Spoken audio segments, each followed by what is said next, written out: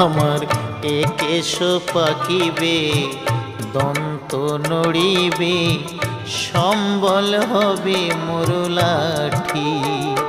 তখন পুত্র পরিজন সকলে বলিবে, পুত্র পরিজন সকলে বলিবে, এ জঞ্জাল মরিলে বাঁচি মুনামার।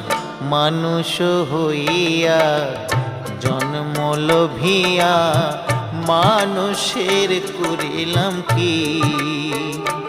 আমি মানুষ হইয়া জন্ম লোভিয়া মানুষের করিলাম কি?